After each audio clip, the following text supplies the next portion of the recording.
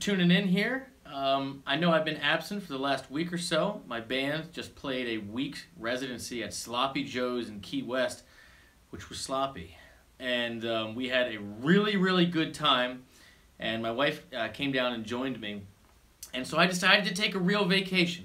So that's why I haven't posted any videos or picture in a little bit, because I think sometimes in life you gotta just unplug. Which, by the way, I recommend doing in general with your guitar as well. Sometimes you gotta just put it down to pick it up and come up with new stuff. You know, unplugging and just checking in and checking out sometimes is important. Anyhow, so that's where I've been, but I wanted to come on today and let all of you know that the schedule was just released, that I'm doing my clinic at Experience PRS this year at high noon in the outside tent. And I'm super pumped that PRS has invited me, and super privileged to be able to do it, because you know, they really do a great job supporting educators like me and just content makers in general, and they've put together a great group of clinicians. You know, the two that I'm most excited about is Tim Pierce, who I've met before, who's just a phenomenal guitar player, and his parts are just always perfect, you know.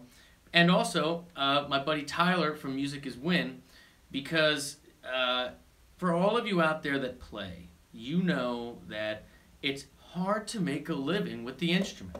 You can gig and you can teach, and most people have to do both to pay their bills, but it's so hard to figure out what's going on in this digital age where people just don't buy music anymore. And Tyler has done about as good of a job as I've seen anybody do, building a following, and then, you know, providing value to that following, and then, you know, having educational stuff to supplement it that people buy. And he's done it all in an incredibly short amount of time. And his clinic is how to make a living playing guitar in this day and age. So I'm super pumped about that. They have a bunch of great artists playing, a bunch of good local bands. So if you guys come out, my clinic, like I said, is at noon on Saturday, and it's all about how to learn songs for your band, like your specific band. And I think that we all are in different kinds of bands. Some of us are in power trios and we got to play all the time. Some of us are in 12-piece bands and we got to go James Brown style and do just little perfect parts everywhere. And then everybody in between. And when you play in a band, you know, you have to make decisions based on the parts of your band, the amount of pieces, how many people, and the strengths and weaknesses of those people, and then also the core elements of the tunes you're trying to cover. So how do you make the things that make the song what they are fit with your band? How do we either reduce the amount of stuff we play, the amount of pieces? So I'm taking a song that was recorded by 8 people and I play in a trio. What's the fundamental stuff? Or the opposite, you know, what do I take? You know, I'm in an 8-piece band and I'm doing Stevie Ray Vaughan power trio stuff. How do I accentuate what makes this what it is? And so that's the point. We're gonna, you know, be talking, and this is an open conversation, live, I intend to do it, about how people in different bands tackle different songs with different pieces and strengths and weaknesses. So I think that's going to be a lot of fun. So I hope some of you will be able to come out Saturday and to join me at noon and bring me your band process, you know, and we'll sit there and we'll go through it live with some playing examples. To give you a little teaser, one thing I always do when I'm learning songs, and if you guys have seen some other videos on my channel, I go over this, is that it's always three parts. The process is always 3 parts. It's 1, listen to the original version, and you think to yourself, the original recorded version, what makes the song what it is? What's the hook, right? Is it the groove? Is it the melody?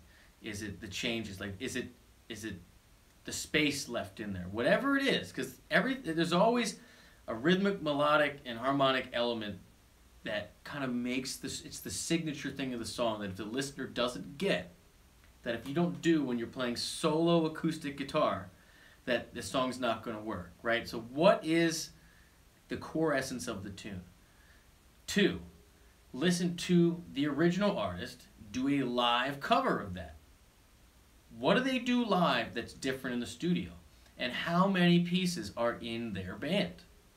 So what exactly do they emphasize when they can have, they obviously don't have all the resources of a studio, and they have to make a choice between how many people they bring out on tour, or how big the band is if it's just one band, and what do they do? What parts do they do?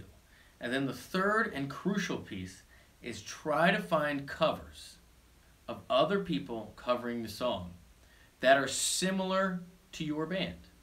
If you play in a 5-piece band, try to find a 5-piece band covering the same song. And I know this is work, it takes time, right?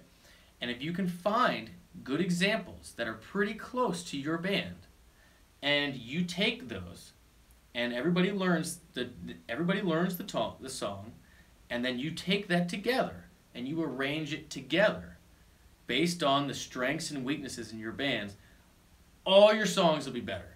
That is a process that I think we could all agree on that just works extremely well. So that's what I'm going to talk about Saturday. We're going to go into details.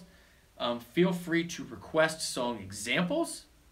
I don't know what the Wi-Fi situation is going to be like there, but if we have Wi-Fi and we can wing it, you can try to wing it. We'll try to learn some songs on the fly and show exactly how this works.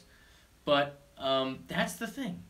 So if you would, just in the comments, let me know if you're going to be there, and let me know if your band has any specific process that you think has been really, really helpful, or anything in general you would like me to touch upon.